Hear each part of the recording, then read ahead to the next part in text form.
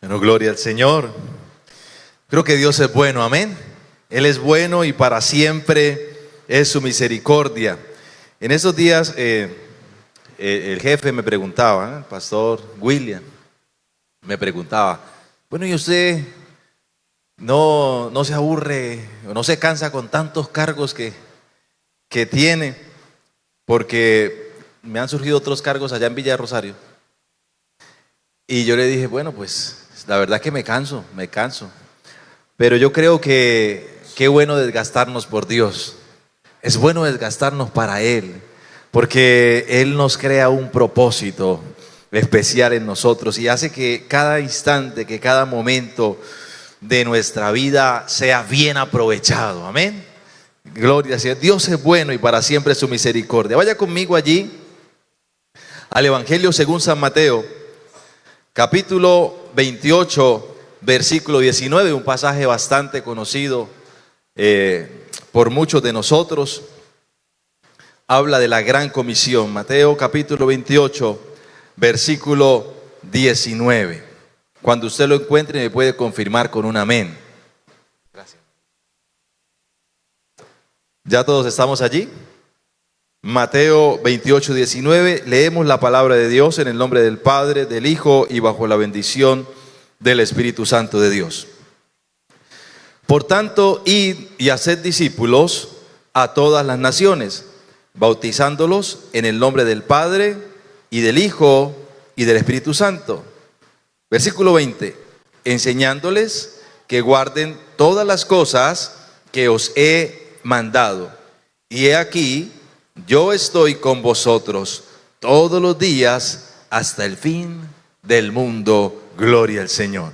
En esta noche quiero exponer la palabra del Señor bajo el tema discipulando como Jesús. ¿Cómo es el tema?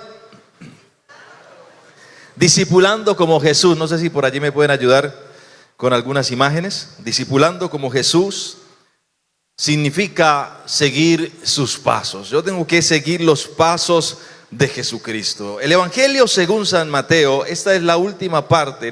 Acabamos de leer los últimos dos versículos del Evangelio según San Mateo. Pero el Evangelio según San Mateo tiene varias cualidades sumamente importantes. Por ejemplo, se cree que fue el primer evangelio que se escribió, aunque hay por ahí hay un dilema y no se ponen de acuerdo los estudiosos bíblicos, porque algunos dicen que el primer evangelio escrito es el evangelio de según San Marcos, por la perspectiva que tiene San Marcos al ser netamente un evangelio evangelista, un evangelio evangelístico hecho para personas que no eran judías.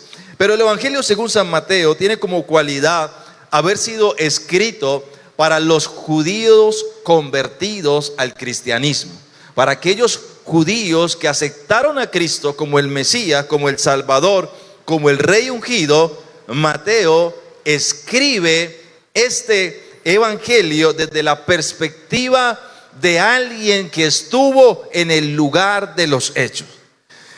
Mateo es un reportero excelente, él es conciso, él es claro en lo que dice.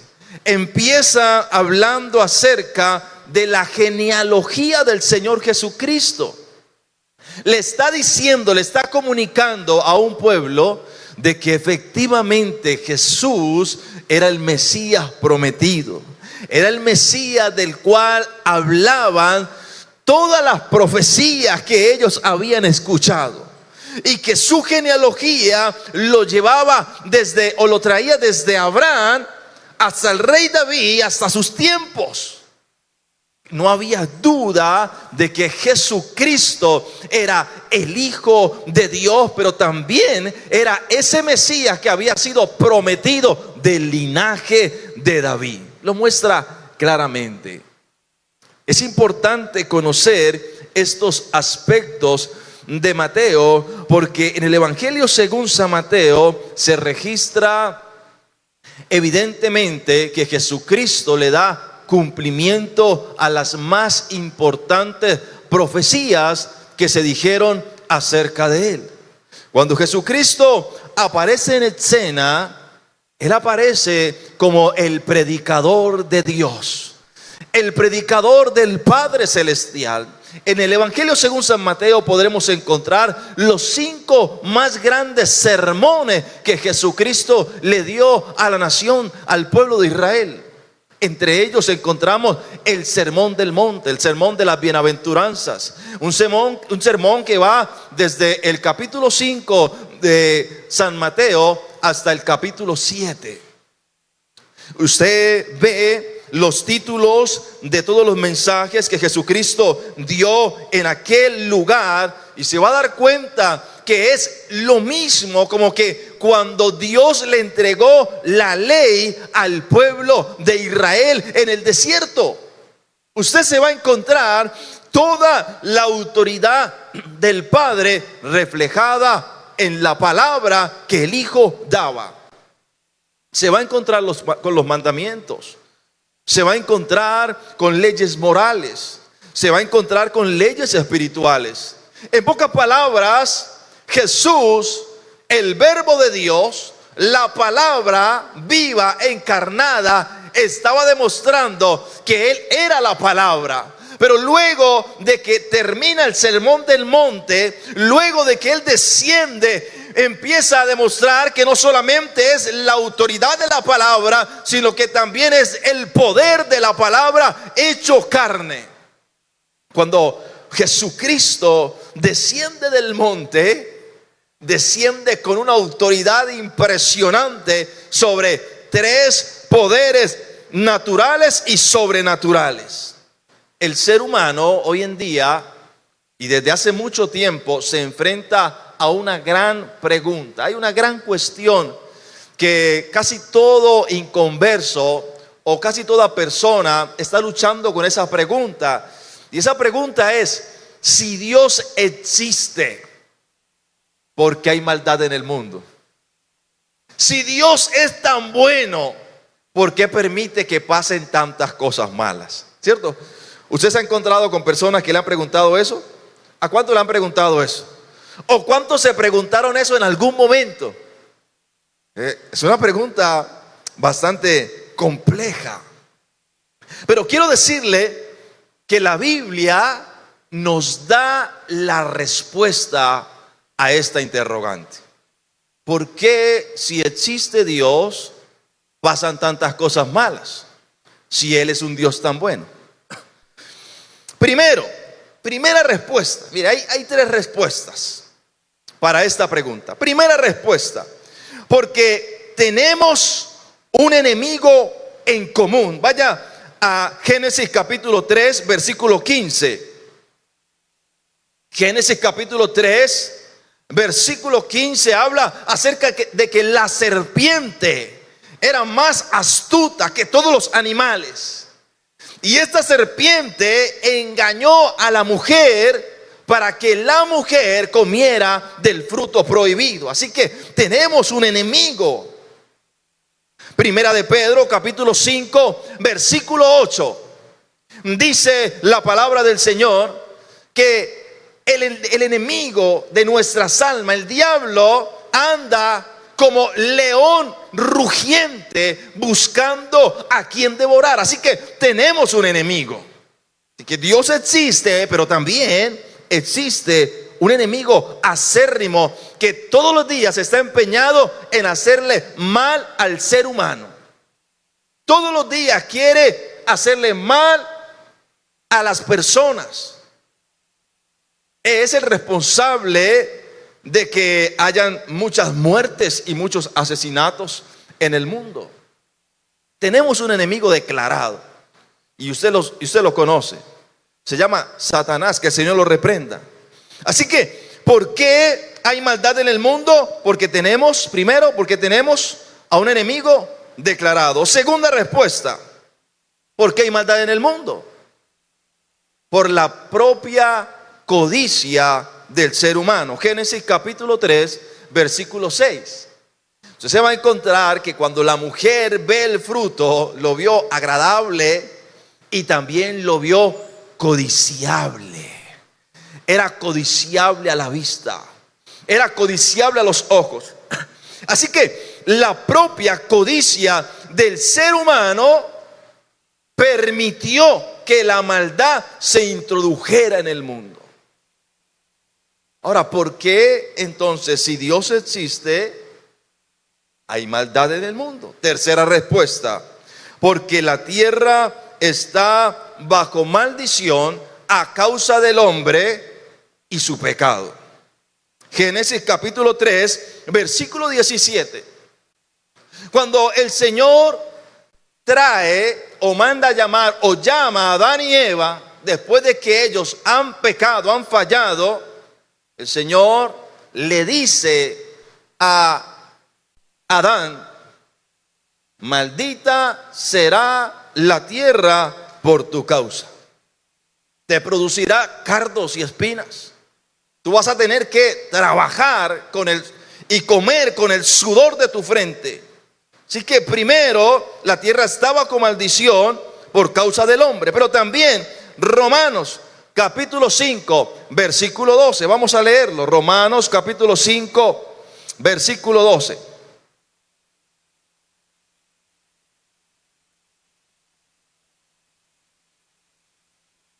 Y dice la palabra del Señor: por tanto, como el pecado entró en el mundo por un hombre, y por el pecado la muerte, así la muerte pasó a todos los hombres por cuanto todos pecaron.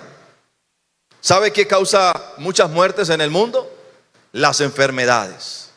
Así que una tierra bajo maldición produce personas enfermas. Eso lo trajo el pecado. Eso lo trajo la codicia del hombre.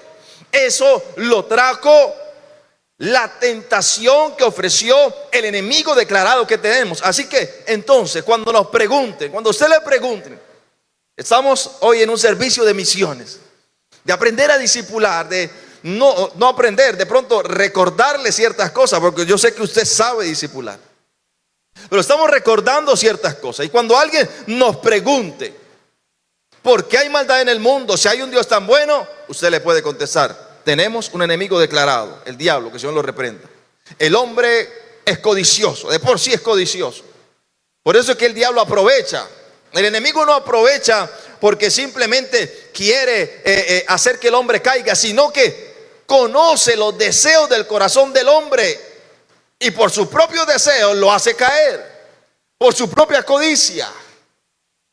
La serpiente astuta estuvo mirando qué era lo que codiciaba la mujer, y la mujer codiciaba el fruto del árbol que no podía comer. Así que por ahí, dijo, por aquí es. Así que el enemigo siempre va a tentar a las personas por aquello que les atrae. Y tercero, la tierra está bajo maldición. Por eso usted ve desastres naturales. Por eso usted puede ver terremotos. Por ahí escucha de terremotos, que un huracán, que una tormenta, que un maremoto, que un tsunami, que se desbordaron los ríos, que hay inundaciones en algunos lugares, porque la tierra está bajo maldición. Ahora, entonces, ¿qué podemos hacer cuando sabemos que la maldad está en el mundo? Por estas tres razones. Cuando Jesucristo desciende del monte, después de haber dado esos tremendos sermones, esos tremendos mensajes, no se quedó simplemente en el mensaje, no se quedó simplemente en la palabra, sino que bajó a hacer una demostración absoluta de su poder, autoridad y soberanía sobre estos tres factores que les acabo de mencionar. En el libro de Mateo, capítulo 8, usted se va a encontrar que luego que Jesús desciende del monte, lo primero que se encuentra es un enfermo, un leproso.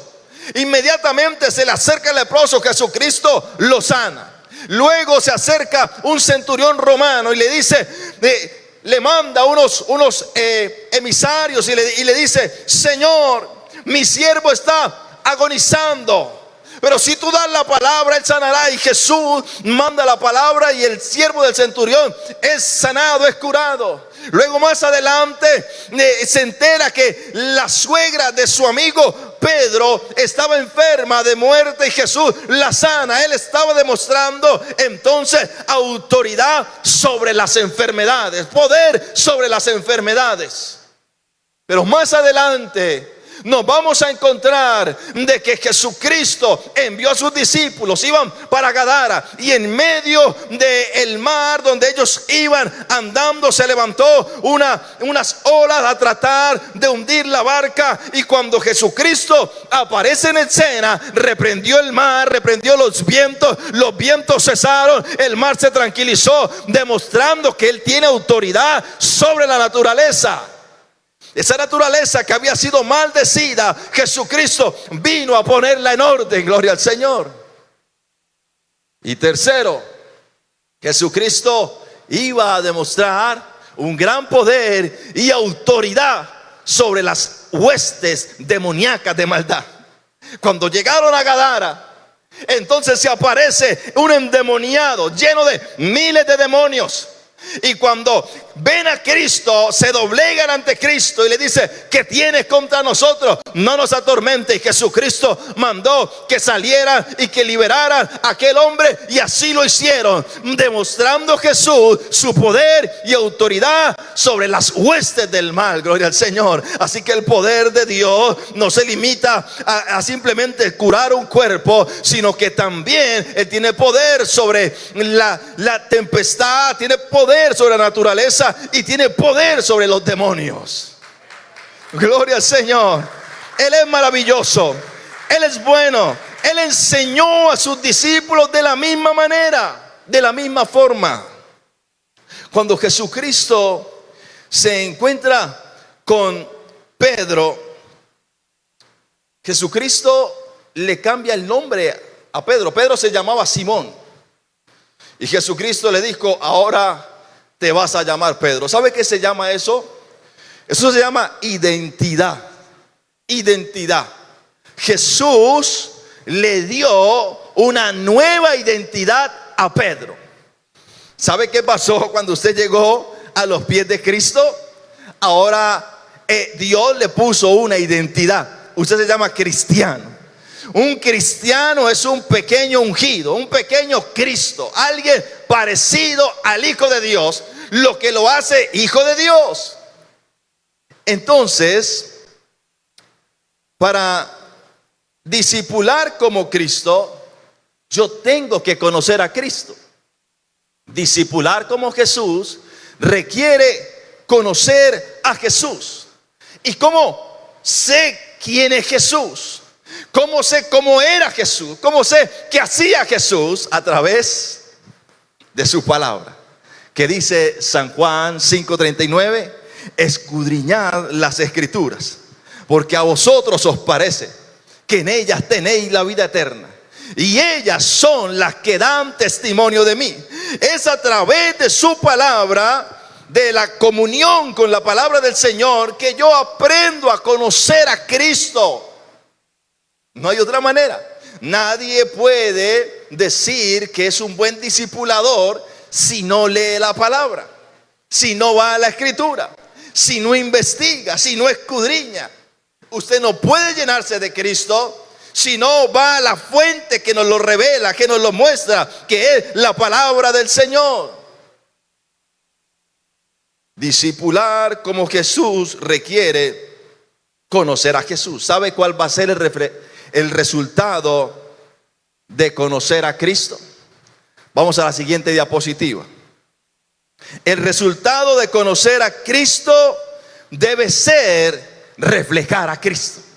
Yo tengo que reflejar a Cristo. Si yo aprendo de Cristo, pues voy a terminar actuando como actuó Jesucristo. ¿Sabe algo que sucedió con los apóstoles? Ellos eran fácilmente reconocibles. Vamos a ir a Lucas capítulo 6, versículo 14. Quiero que por favor me ayuden. Lucas capítulo 6, versículo 14. Dice: a Simón, a quien también llamó Pedro, a Andrés, su hermano, Jacobo y Juan, Felipe y Bartolomé. Jesucristo le da una identidad a Pedro, pero esa identidad tiene un propósito. Mire, cuando usted nació, su padre, a excepción de algunas personas quizás que el padre no lo haya ido a registrar, a todos nos fue a registrar nuestro papá o nuestra madre a la registraduría. Y cuando él dio su apellido y nos dio el nombre, a nosotros nos dan un papel. ¿Y ese papel qué significa? Es un certificado de identidad. Por eso cuando los niños reclaman su primer documento que ellos pueden cargar es su tarjeta de identidad. Es por medio de nuestro Padre que nosotros adquirimos identidad. Jesús estaba diciéndole a Pedro que el Padre Celestial le había dado una identidad, pero esa identidad tiene un propósito. Vamos a ir a Mateo capítulo 26, versículo 69 en adelante. Vamos a leer simplemente algunos pasajes. Dice la palabra del Señor. Pedro, San Mateo 26, 69. Pedro estaba sentado fuera en el patio y se le acercó una criada diciendo: tú también estabas con Jesús, el Galileo. Mas él negó delante de todos diciendo: no sé lo que dices. Saliendo él a la puerta, le vio otra y le dijo a los que estaban allí: también este estaba con Jesús el Nazareno. Pero él negó otra vez con juramento: no conozco al hombre. Un poco después, acercándose los que por allí estaban, dijeron a Pedro: verdaderamente también tú eres de ellos, porque aún tu manera de hablar te descubre. En pocas palabras, cuando conocemos a Cristo, cuando interactuamos con Cristo, nos parecemos a Cristo. Somos como Él, hablamos como Él, reaccionamos como Él reaccionaría, y eso es evidente. ¿Qué es eso? Identidad. Como a veces alguien descubre que es hijo de otra persona, porque cuando lo ve dice: usted es la misma estampa de su papá, incluso tiene los mismos resabios de su papá, ¿cierto? Y hoy en día vivimos en una época con la mayor falta de identidad de todos los tiempos.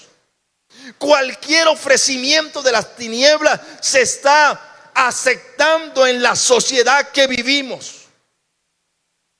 Que al principio empezaron que con el dilema de los sexos, que de pronto no solamente hay hombre y mujer, sino que cada quien puede ser lo que decida ser. Y entonces viene una confusión de género, y hombres que se creen mujeres y mujeres que se creen hombres. Pero eso fue avanzando, y ya no solamente hombres que se creían mujeres, o mujeres que se creían hombres, sino que hombres y mujeres que un día eran hombres y otro día eran mujeres, según ellos. Pero eso fue cambiando. Y entonces ya no era solamente el sentirlo, ahora lo querían demostrar. Y entonces vinieron los transgéneros, que se hicieron amputaciones en sus miembros para cambiarse físicamente su sexo. Pero no terminó ahí.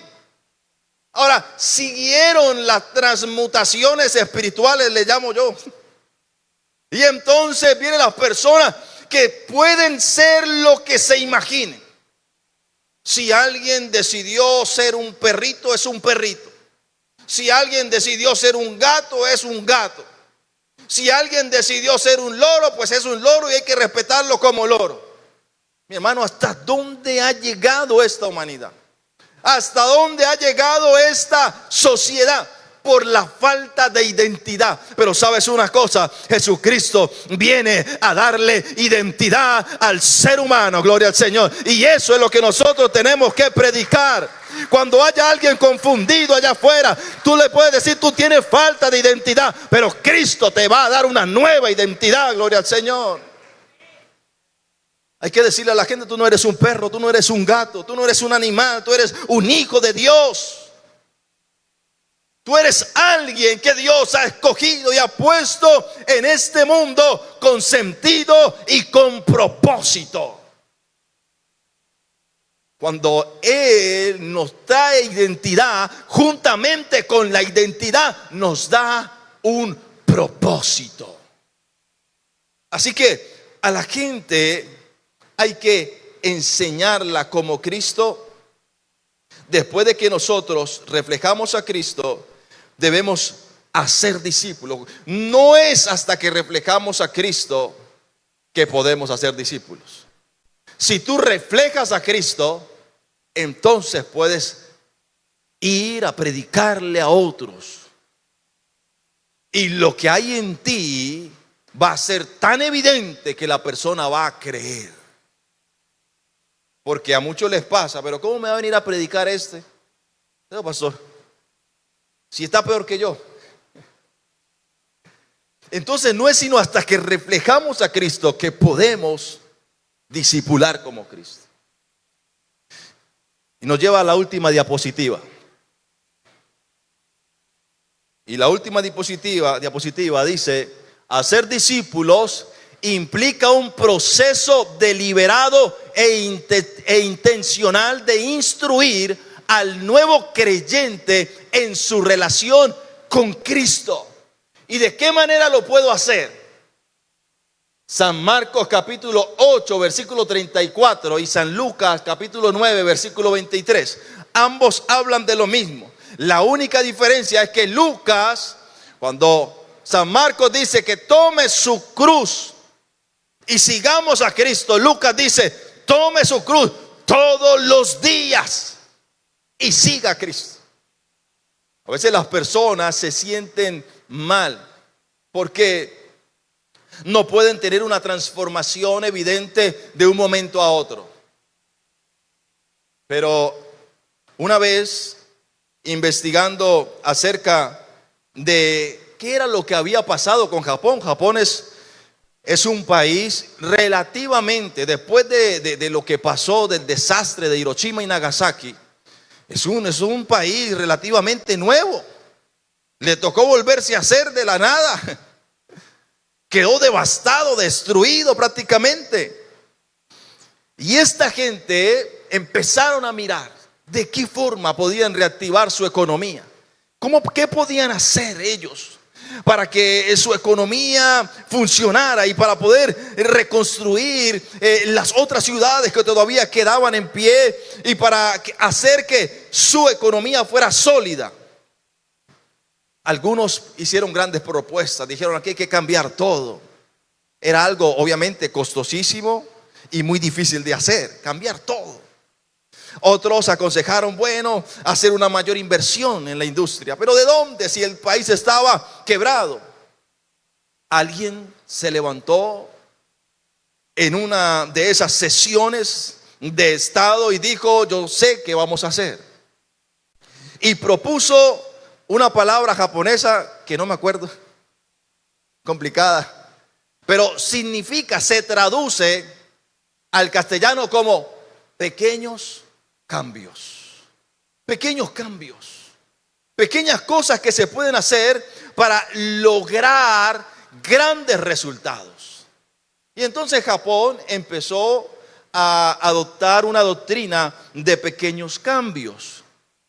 Pequeños cambios en la forma de trabajar, pequeños cambios en la forma de iniciar sus labores, pequeños cambios en la forma de la manufactura. Mire, y esos pequeños cambios dieron un resultado tan grande que Japón hoy por hoy es, creo que, la segunda o la tercera economía más rentable del mundo, una de las más estables del mundo, por pequeños cambios. Entonces usted dirá: ¿cómo puedo aplicar esto a mi vida? Porque la gente cuando le dicen, cargue su cruz, cambie, cambie, cambie. Y la gente, es que no puedo, es imposible, es complicado, es muy difícil. Lo he intentado y no he podido. Estoy luchando con mi pecado. Estoy luchando con mi mal genio. Estoy luchando con mi forma de ser. Pequeños cambios. Primero, la identidad. Debemos estar seguros que en Dios tenemos una nueva identidad.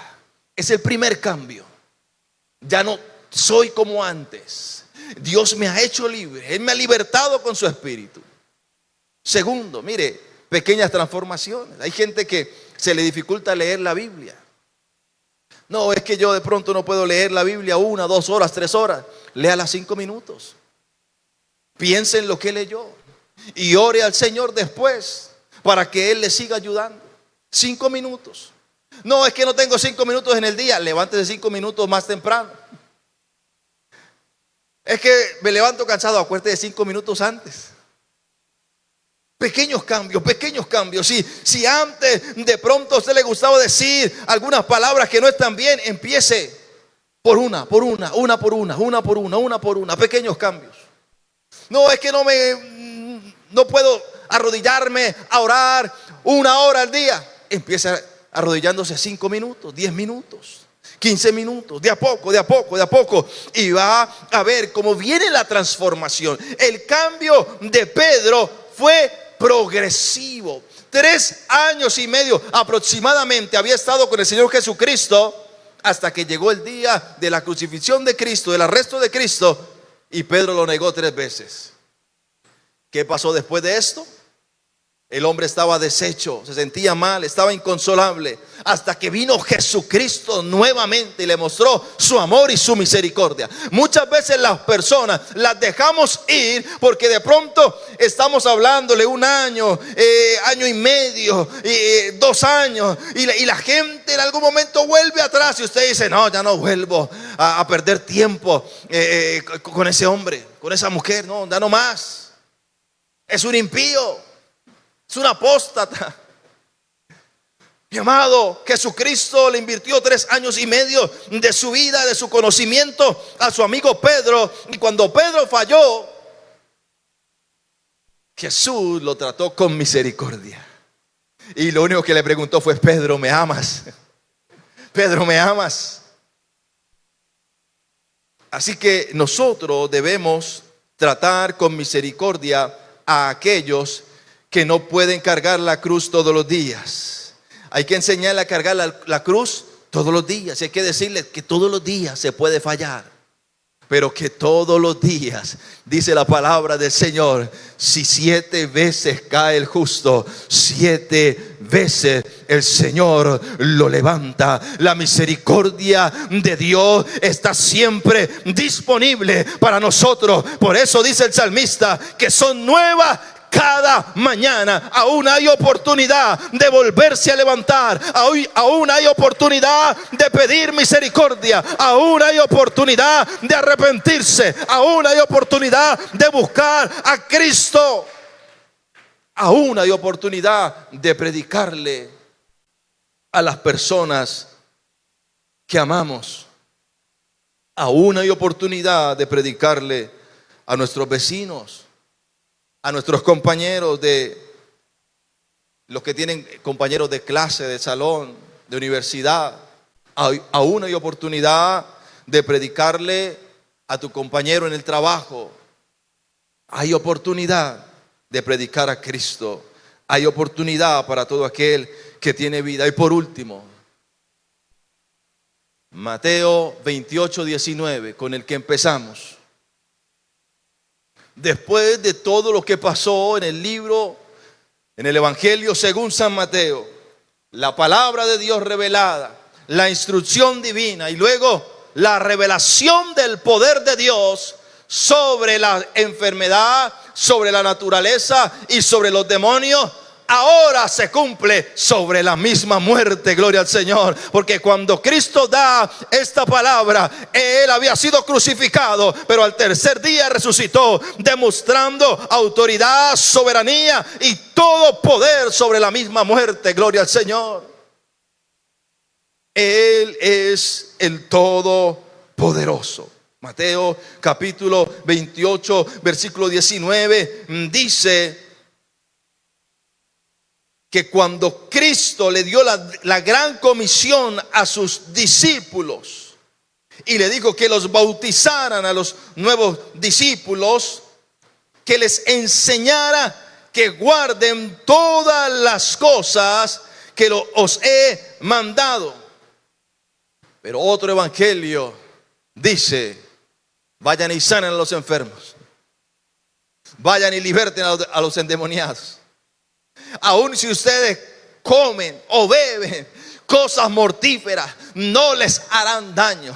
Y estas señales seguirán a los que creen, dice la palabra del Señor. En pocas palabras, lo que Jesucristo enseñó y el poder que demostró también está sobre nosotros, también está sobre usted y está sobre mí. Por eso, cuando usted se enfrente a la enfermedad, cuando usted se enfrente al problema, cuando usted esté enfrente de algo imposible para el hombre, usted puede ir a la palabra y decir: Señor, esas señales que tú hiciste, lo que yo he leído, lo que me han dicho, lo que me han predicado, yo sé que esas señales me pueden seguir y me van a seguir en el nombre poderoso de Jesús de Nazaret. Así que no solamente contamos con un mandamiento, sino con un acompañamiento divino, porque Él dijo: y he aquí, yo estaré con vosotros todos los días hasta el fin del mundo. Por eso cuando tú predicas, tú no predicas solo. Por eso cuando tú estás hablando con alguien, no estás solo. Ahí está el Señor acompañándote,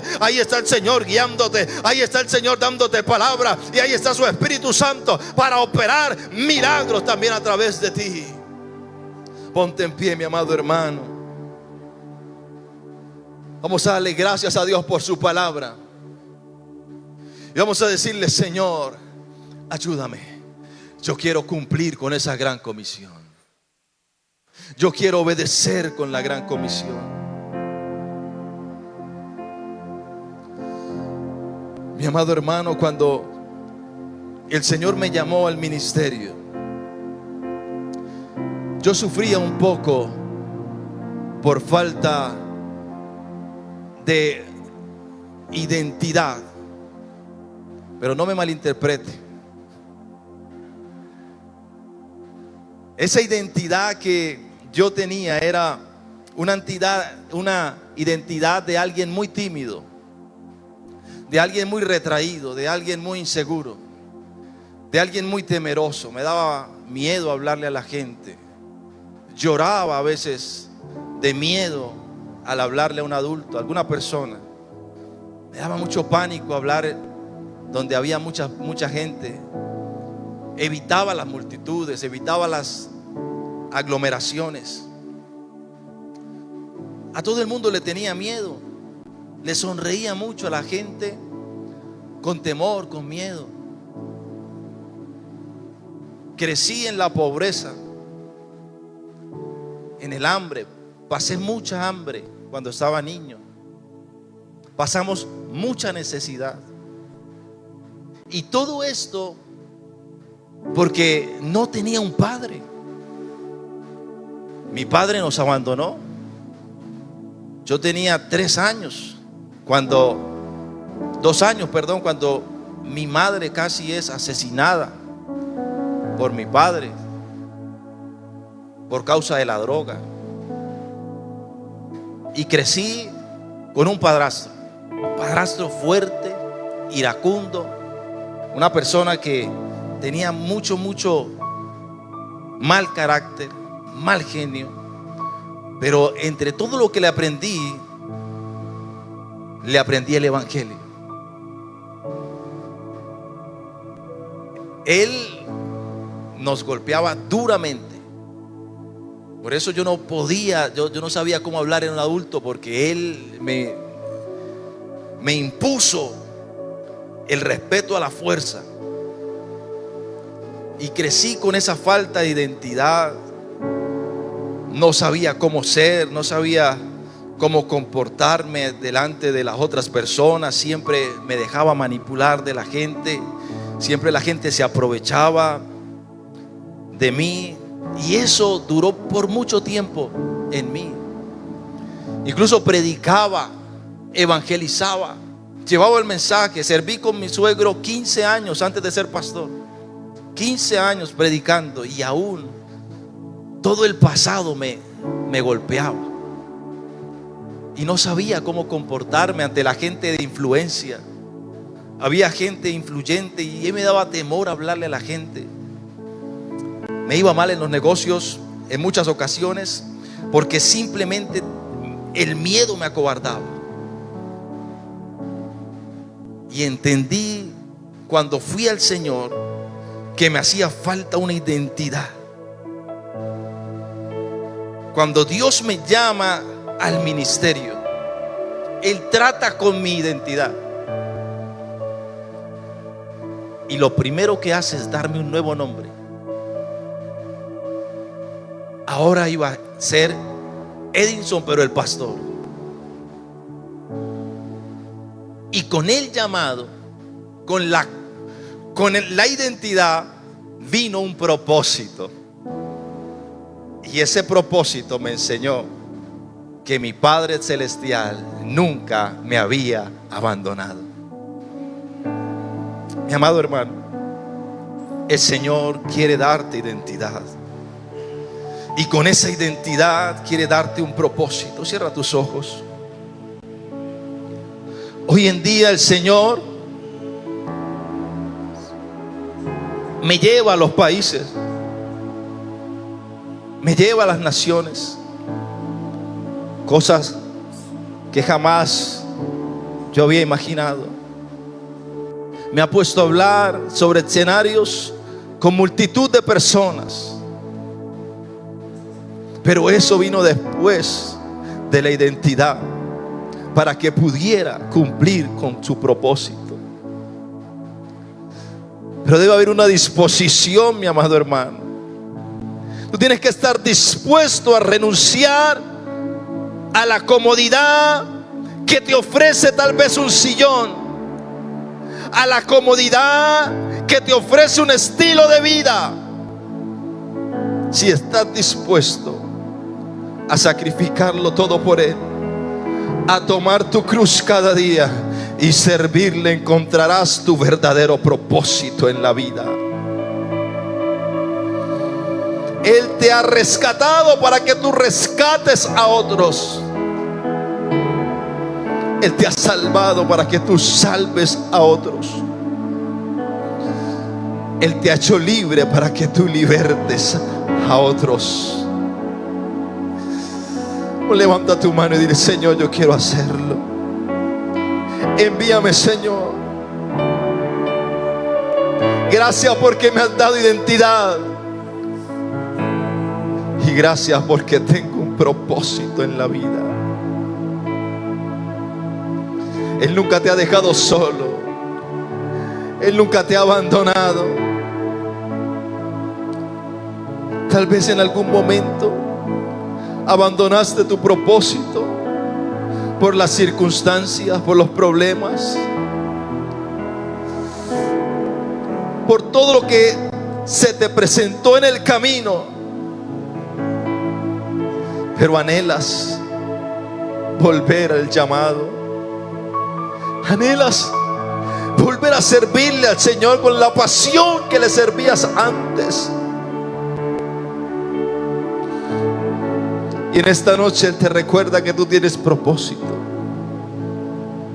que Él te ha dado un nuevo nombre, que Él cambió tu identidad y te dio honra. Y hoy es el día, hoy es el momento para que tú digas: Señor, aquí estoy, dispuesto a seguir cumpliendo mi propósito. El propósito que tú me has dado, el propósito que tú me encomendaste, Señor. Oh Dios mío, gracias. Gracias por tu siervo, gracias por tus hijos. Gracias por este remanente que hoy se ha reunido aquí en este lugar para adorar y glorificar tu nombre, pero también para recibir palabra de lo alto. Padre, yo sé y te doy gracias, porque sé que esta palabra no volverá a ti vacía, sino que hará aquello para lo cual tú la enviaste. Porque aquí hay buena tierra, Señor, y esta palabra dará fruto al 30, al 70 y al 100 por uno. Dios mío, te pido que libertes al cautivo, que reprendas al diablo y a los demonios. Reprende toda hueste de maldad, Padre, en el nombre poderoso de Cristo Jesús nuestro Señor. Amén y amén. Dios me les bendiga, mis amados hermanos. Dios les guarde. He decidido seguir a Cristo. He decidido seguir a Cristo. He decidido seguir a Cristo. No vuelvo a